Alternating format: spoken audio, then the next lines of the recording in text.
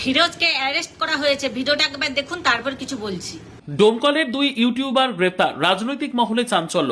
মুর্শিদাবাদের ডোমকলের দুই জনপ্রিয় ইউটিউবার ফিরোজ আল মামুন ও রাজেশ মণ্ডলকে গ্রেপ্তার করেছে পুলিশ। তাদের গ্রেপ্তারিকে কেন্দ্র করে এলাকায় ব্যাপক চর্চা শুরু হয়েছে। স্থানীয় সূত্রের দাবি, অতীতে তারা তৎকালীন তৃণমূল সরকারের বিভিন্ন কর্মকাণ্ডের সমালোচনা করে একাধিক ভিডিও প্রকাশ করেছিলেন।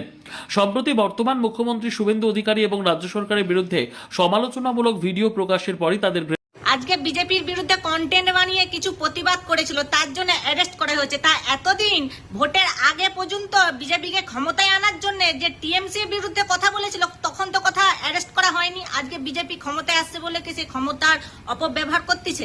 প্রথম থেকে বিজেপিকে সাপোর্ট করে আসছে, প্রথম থেকে বিজেপিকে সাপোর্ট করে ভিডিও করে আসছে যাতে বিজেপি ক্ষমতায় আসছে। আজকে কি তার এই ফল? সরকারের কাজ কিছু মানুষের ভালো না লাগতেও পারে, তাই বলে সাধারণ মানুষের কি এইভাবে মুখ বন্ধ করবেন? দাদা ভাইয়ের ভিডিও সত্যি 100%-এর 99% মানুষের ভালো লাগে, ভালোবাসে। সে যা বলে ঠিকই বলে, যেটা ভালো মনে হয়, যেটা তার ঠিক মনে হয় সে সেইটা নিয়ে ভিডিও করে। এতদিন তৃণমূলের বিরুদ্ধে যে প্রতিবাদগুলো করে আসছে, সেই সব প্রতিবাদগুলো কি ভুলে গেছেন? আজকে বিজেপির বিরুদ্ধে 2-4টা ভিডিও করেছে বলে তার জন্য অ্যারেস্ট করে নেবেন? এতই কি আপনাদের ক্ষমতা আছে বলে কি আপনারা সাধারণ মানুষের যা খুশি তাই করবেন নাকি? এটা কিছুতেই মেনে নেওয়া সম্ভব না। এরপর দেখবো, প্রথম থেকে আমিও বিজেপিকে সাপোর্ট করে আসছি, আজকে বিজেপির বিরুদ্ধে কথা বলছি বলে পরের বার দেখবেন আমাকে না অ্যারেস্ট করে নেন। এটাই হচ্ছে বিজেপির ক্ষমতার আসল পরিচয়, যে ক্ষমতায় আছেন বলেন আপনারা যা খুশি তাই করবেন।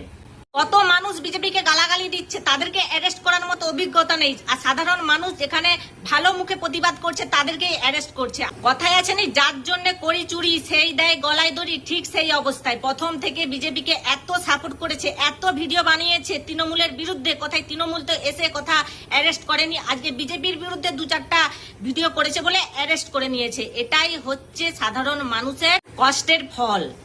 মুখ্যমন্ত্রীর কাছে আবেদন রইল ফিরোজকে যেন ছেড়ে দেওয়া হয়। তো বন্ধুরা, ভিডিওটা ভালো লাগলে আর যদি কিছু ভুল বলে থাকি অবশ্যই কমেন্ট করে জানাবে আর ভিডিওটা শেয়ার করে দেবে।